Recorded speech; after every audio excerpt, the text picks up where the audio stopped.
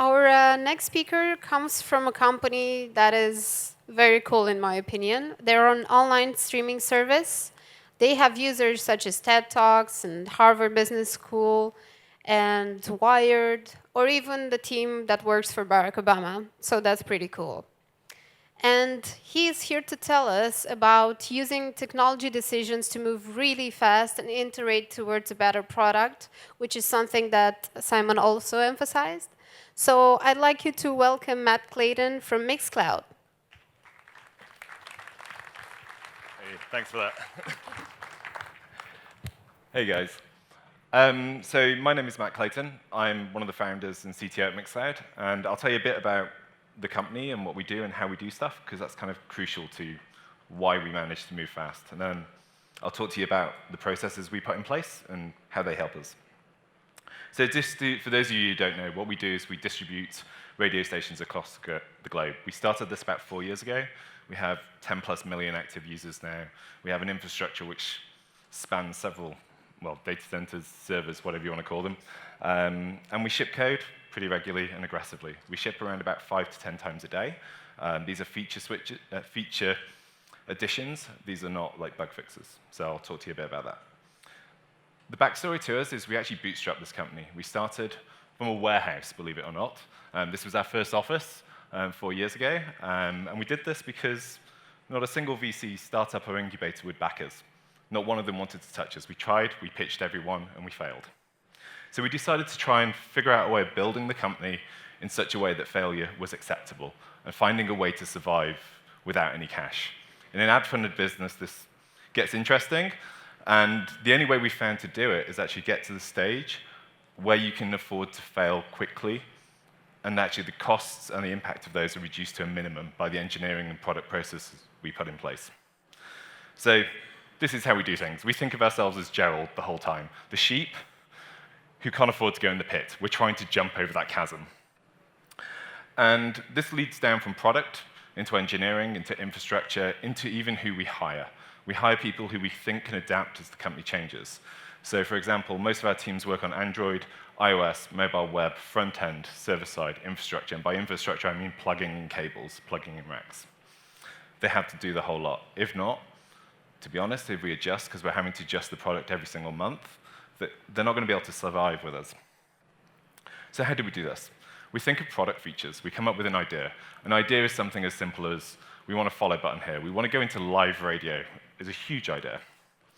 We then try to figure out, can we prove that this will be a success, and how do we do that as fast as possible? And I'm sure you're aware of these, the lean startup mentality, but I'll give you some examples of how we've done this with specific products, sometimes in very unique ways which are unique not just to us, but a lot of the culture we accumulate within the company. Then we code. And coding is, from my point of view, it's not about how you code, it's about the people who code it, and it's about the mentality they have in the product and the quality in their work. And then we deploy. And what's interesting is that we deploy separately from releases. Releases and deploys don't have to be the same thing. And when we deploy it, we then go back to code, we go back to deploy, we go back to code, deploy, and we keep going around this cycle. And then once we're happy with it, we go into the optimize stage. So we go deploy, optimize code, deploy, optimize code. And then finally, we release. This whole cycle could take 24 hours in some cases, really quick cases. It could actually take maybe a month, maybe 2 months, maybe 3 months. However, what we want to do is move through this chain as fast as possible and actually make sure we take every single step along the way. So ideas, how do we come up with ideas? There's whole teams, there's whole buildings dedicated to innovation. We think teams generate ideas, people generate ideas. Inspiration comes at the strangest moments, whether it be in the shower in the morning, when drunk in a nightclub. From our users, we found one of the best sources of ideas is actually feedback on our site. When it crashes, we ask the user, why did it crash? When they leave the site, for some cases, we'll actually say, why are you leaving? We'll literally pop a dialogue and say, you're leaving now, why are you doing it? We don't do this for many users because it's quite aggressive, so we don't want to do this for more than probably 0.1% of users, but you can start to get an idea. Another interesting idea for those of you who run sites with search engines is look at what keywords people searched for and then left your site. those people did not find that what they were looking for, you did not deliver for them. Start looking in those areas and start looking at the paths people took just before they exited. So, as I said, ideas come from everywhere, but how do we prove it?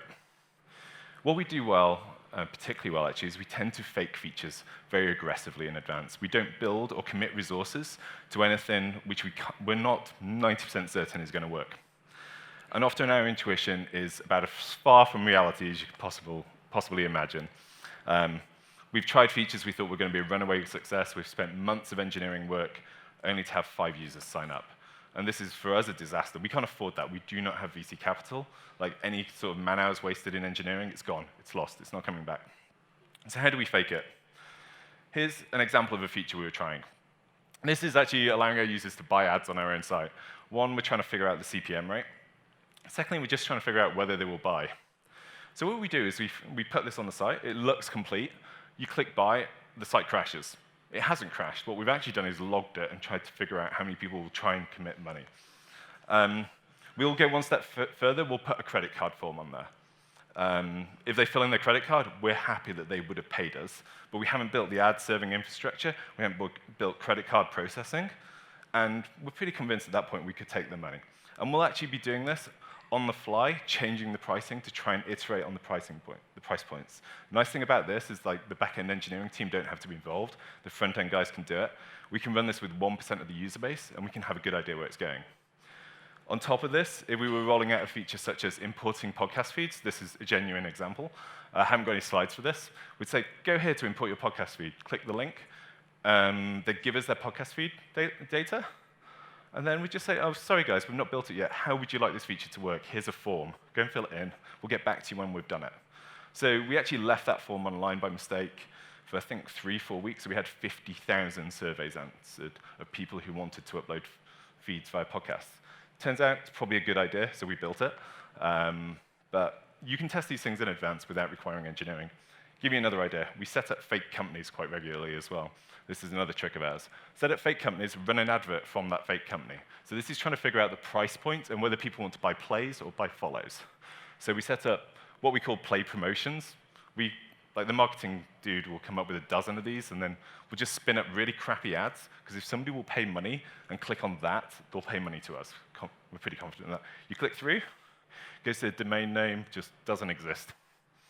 Again, but we've tracked all of this. We know the click-through rates. And once you've run maybe a couple of dozen of these, you'll get a good idea what a good click-through rate is, what a bad click-through rate is, which ones your users are likely to engage with. So that's pretty much faking it. We do this all the time. It works really well. There's a really good article by Zynga on this. They do it a lot in their games, particularly in Farmville. So development. I'm going to try and avoid talking too much about specific coding, because that's what I do day to day, and it's very dear to me, but it doesn't really apply to everyone. So the way we think about it is this, from a top level. The team is everything. The team kind of matters. They're the key point. This is us in Amsterdam coding, trying to do a live code review. Ben is not a coder on the end. He's helping out. He's actually bringing us vodka by helping out. Not a good idea, turns out. So this is us deploying live from the middle of a dance event. And we couldn't do this if our team wasn't set up to work anywhere, distributed, and they weren't flexible enough. Like, as I say, our release process is minutes, and we push many times a day. So how do we think about team? We think about team in 3 ways. There's 3 things we want everybody in our team to have. Autonomy. They don't really have a manager. They do officially, but they're actually autonomous. They can do what they want. Every single member of our team can deploy to production any time of the day. And this includes front-end guys, back-end guys, server guys. It's a one-click deploy, actually, so it's not too hard. Mastery. We want our team to be getting better all the time. We want them to learn off each other, and not just off each other, but off other teams as well. And thirdly, purpose. We have to set the direction for our team. That's what we have to do as managers. That's our role. We basically have to say, you have to hit that target. And this kind of sums it up. Never tell people how to do things. Tell them what to do, and they will surprise you with their ingenuity. We're aiming to hire the best guys possible. And what we don't want to do is say, this is how you need to do it. What we want to do is tell them what to do. And literally, our entire business plan from day one was this. I don't think you can see that from there, but up and to the right, revenue, that's about it. That's literally where we direct our team and say, if you can come up with a reason and prove why you think this feature will help us or this product, then we're willing to commit time to that and money and resources. And if you can do that, and then prove it again at that stage, we'll commit as many resources as we can to that product. So once you've proven it, you're pretty convinced that this is going to work. You've built it. We've got to ship it. Shipping is kind of what we do. It's what every product team has to do or die. Would you ship ships like this? Because this is how I see so many startups working these days. What they do is they build feature upon feature upon feature, and they ship everything in one go. For us, this is basically failure. We've tried this. We've sunk this ship several times. And what we have is like one little feature going out, something goes wrong in it. Bugs get through production, no matter how much testing you have in place. And our tests used to be 0 until around about 6 months ago, and now we're about, I think, about 80% coverage. We've accelerated it pretty quickly. And again, that's key to us. We don't put in processes in place until we determine they are necessary. And the person who has to determine them is the person whose job it is to run that process. So if you're involved with the process, you're allowed to put it in place. No manager is allowed to put a process in place on their team. Does that make sense? So to minimize risk, what we try to do is take each feature as its own set and ship it on its own. So once it's coded, a code review will be opened up, and that will happen on GitHub for us, similar to what Simon was demonstrating earlier on Fabricator. So that feature will go, we will then review it, 2 or 3 engineers, depending on how many we deem is necessary, and then we'll just push it. It will be pushed instantly there and then. And it will ship into production, but what we will do is we'll ship it only to staff. So we'll ship features into production so staff can see them instantly. So every feature we have being built right now is actually already in production, even if it's not finished. So I can't actually demo you the live site right now from my account because I know that CSS doesn't work on my page. And the reason that doesn't work is because the guys who are building one of the features have chosen not to ship CSS yet. They're literally just trying to work out whether the UX is quite right on the page flow workout. And this is kind of key, that not everybody has to see the same experience. So we kind of learned this the hard way. In the IE days, I'm sure you've all had to develop for IE. Rounded corners, what was that about? So at some point, you learn that you don't have to have everyone seeing the same thing. And this opens up huge possibilities. A/B testing, split testing, I'm sure you're aware of those. Rollouts. So as I say, we ship one feature. That goes out into production. Our staff use it. It sucks. We fix it, we build it again, we rebuild it, we look at ways to optimize it, to change it, because what's on paper does not necessarily reflect how people use it in production. Then once we're happy with that, we'll shove it to the wider audience of our friends. So we know who these are on Facebook, and they suffer the next build of our product. They don't know it, but they do. So if we get one of our friends complaining, they've genuinely got the next version on. And the great thing about those guys is they don't complain publicly. They just email their friends. So after that, we'll ship it out to normally 5 or 10%. And at that point, we're measuring server metrics. Are things performing on spot? Has user metrics tanks? Have people stopped following, click playing? Do we have a critical bug somewhere in a specific version of IE? Opera, it's always Opera as well. Something we've missed because we don't run those versions. So what we used to do this is a system called Gargoyle. Discuss the commenting platform, originally open sourced it. We've extended it a bunch since. If you're into Django or Python, I highly recommend checking it out. But this allows us to segment our user base on a percentage basis, staff basis, country basis, user agent basis. We have all these plugins. There's probably 100 to 1,000 different ways of choosing how many types of people and what demographic they fit. So after that, we go into optimization. So we've released this feature. We've got it out to our staff. Or maybe we've got it out to 5 to 10% of the user base if we're feeling brave. How do we optimize it? First thing we do is A/B tests. So every feature which we ship goes through an A/B test. CSS bug fixes and things like that bypass this stage. But if it's a feature, we will put it into a testing environment. And generally, we're testing for retention. We're looking at how many played minutes users in that bucket listen to over those out of it. If you do it, how many people here actually do A/B testing? A few. Keep your hand up if you've run AA tests before. Nobody, or 1 or 2. If you do A/B testing, try doing AA tests. This is the idea that you put exactly the same version into both buckets. So A and B are the same. They're both A. And see what happens. You'll be surprised at how many times you find significant results in the same design. It's a pretty good way of self-calibrating whether you're good at A/B testing or not. You'll find your teams often will promote one design very heavily, even though it's identical to the other one. And either your software is wrong, you've made a mistake in deploying it, you've not managed to exclusively separate your groups, is another classic mistake. So we run a lot of these types of tests, and we run AABB as well, which is another variant, so we can cross-check ourselves continually. To give you an idea how big a change we make, this is one right now, live. So this is version A and version B. And we don't aim for small changes anymore. We aim for the biggest change possible. And the reason is actually big changes deliver huge results. For those of you who use the service, you've probably seen the right-hand version. We're running around about 0.1% on the top left version. This is the next generation of our platform. We're pretty convinced it's going to beat the old generation, but we're not. We haven't proven it yet. We're actually running this on a 60-day retention test right now, where we're running Whitney Menu. For those of you who are interested in testing, Whitney Menu is a way of testing repetitive use cases. So A/B testing is particularly good when you've got a single goal. So you want A versus B to sign up. Whitney Menu is very good for something like follow buttons, where you've got A versus B. How many times did they click follow? So when clicking follow multiple times comes into play, Whitney Menu is the test you want to be checking out. We also use it for things like minutes or anything which isn't a distinct barrier, yes or no. So cash, payment checkouts, are people spending more money? Actually, the standard chi-squared test is not the right one to run. So yeah, look for big wins. Look for huge changes, because that's where you'll find them. The downside is that it takes more engineering time. But you can be smart with this. Don't change colors. Go for things like product features. Go for chunks of products, not individual colors or text. Colors and text, I've yet to see on a product like ours swing more than 2 to 3%. If we're lucky, we will get a 10% swing with an additional product, but like a product feature. So I've got an example of one of those later on, but they're very, very rare to find. So performance.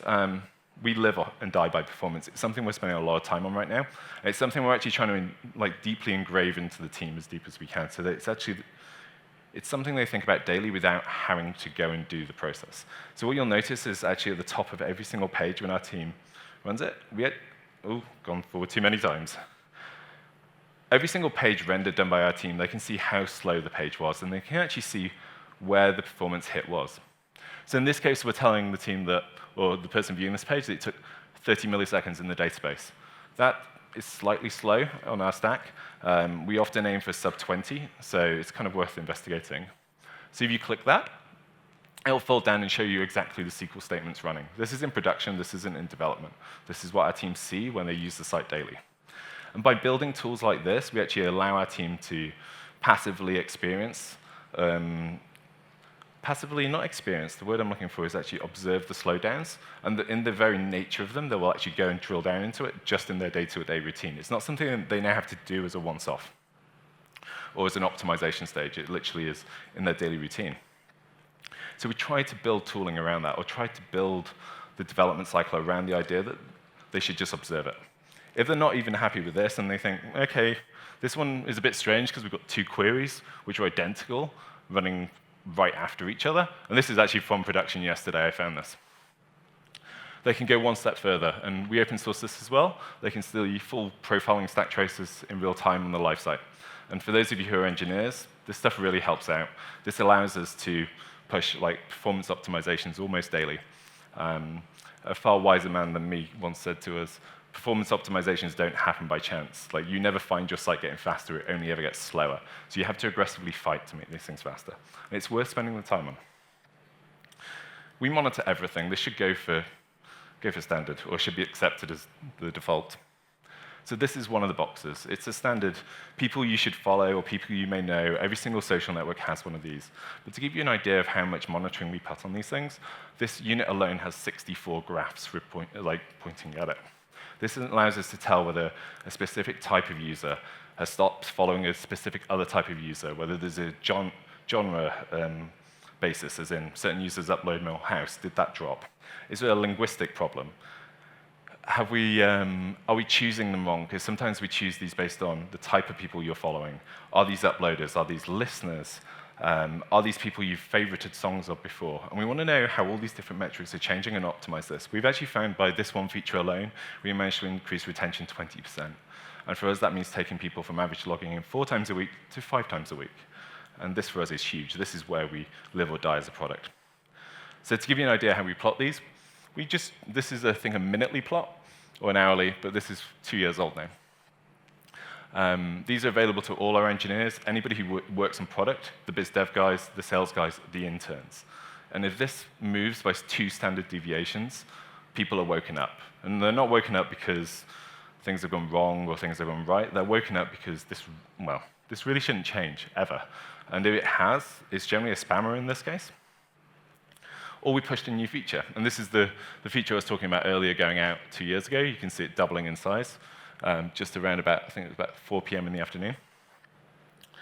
And these things don't happen by accident. And you need to know when they change. And they'll change if you're not observing them. But the problem is that at some point, there's too many things to observe, and you have to start alerting on it. And I highly recommend you look at doing that reasonably early on. I would recommend once you get to finger in the air 50 to 100K users.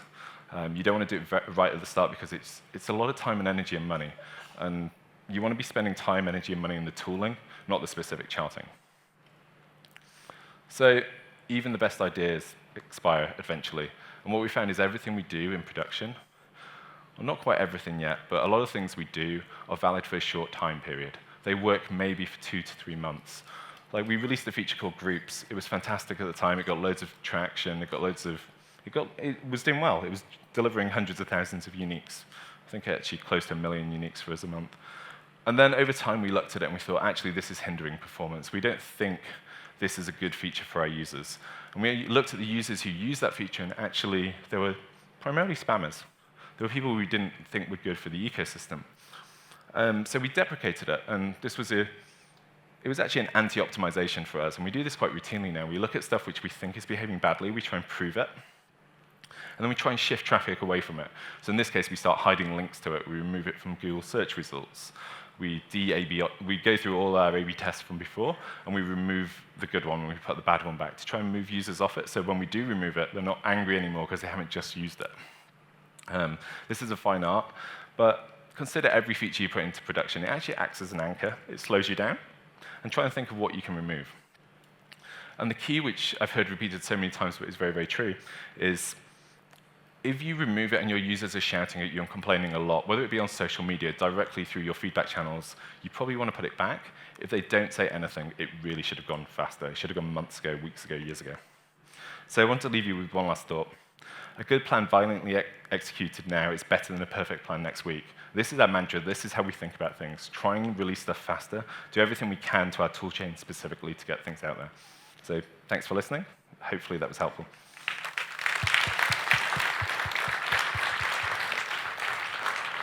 Thank you so much, Matt. That was very cool. Who'd have some questions for Matt?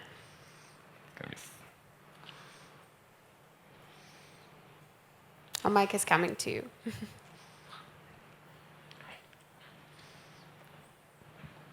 Hello, I'm Victor from Favorites, and I want to ask you about mobile. Yep. Yeah. What specific things are you using for mobile, and which works better, and what you're learning there?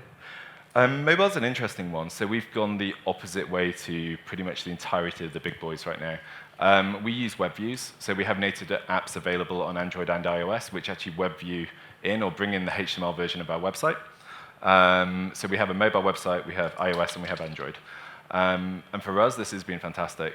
So what we're doing is we actually A/B test very aggressively within those.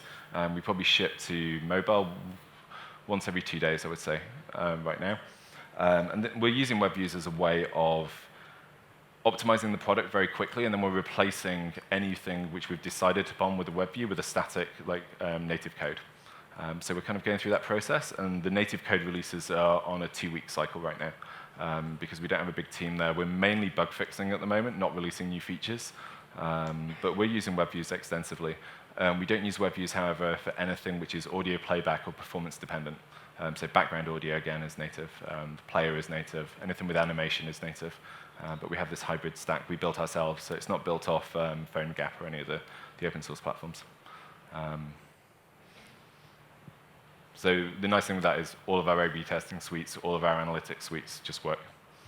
But we do that because we're bootstrapped and we don't have a full team available there. Very cool. Next question.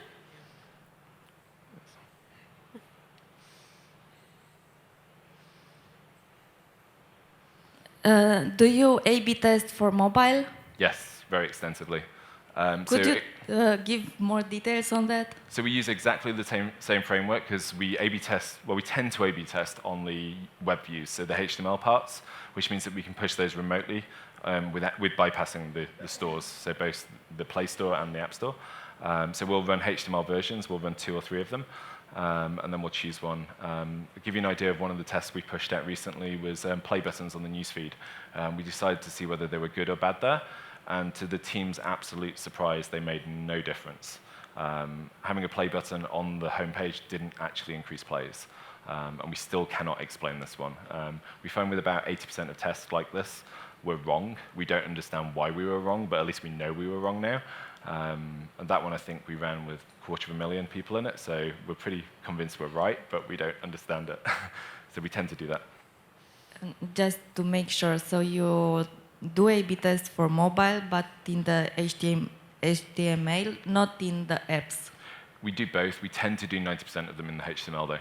So we do it in the HTML, iterate really quickly, and then we ship out a native version once we're happy with the design layout and just to get the performance. For the most part, we think that's the right decision because we feel that phones are getting faster, web views are getting better. Hopefully, Apple will push and release LLVM-based JavaScript engine. We're hoping. Thank you. Thanks. Another question? Last chance. One over there. Where are we going? Hi, I'm wondering how you build the scrolling feature that you have, like hovering over the main play button. The going round it? Yeah, that's a really nifty feature. Yeah, so we do that in 2 places. The other cool place we do it, which very few people notice apart from designers, is the fav icon. So our fav icon also animates very slowly. It's using HTML5 canvas, or HTML canvas elements, and we compute the radius on the fly as we go around. For those of you who haven't seen this, when you hover over a play button, we'll just animate a circle around it to tell you when it's going to start playing, and then we'll do a preview of the audio for, I think it's 5 seconds or 6 seconds, so you can observe what it's going to be like. So about that preview, are you making samples of tags out of the entire mix, or just random times? There's a lot of computation goes into that. What we do is we have a pretty cool piece of technology which can take a 1-hour radio show. It can work out where the tracks are, and then it can tell you what those tracks are as well. So we now know that we've got a 1-hour radio show, 20 tracks in it, about 3 minutes long each, and then we'll find a couple of ones which are separated out and also are very different genres, because we can look them up in databases. And then we will generate a preview file for that piece of audio when it's uploaded. There's quite a lot of tech goes into that one. Thanks, cool feature. Yeah. Very cool. Thank you very much. Thank you, Matt. Cool. Thanks. Good night.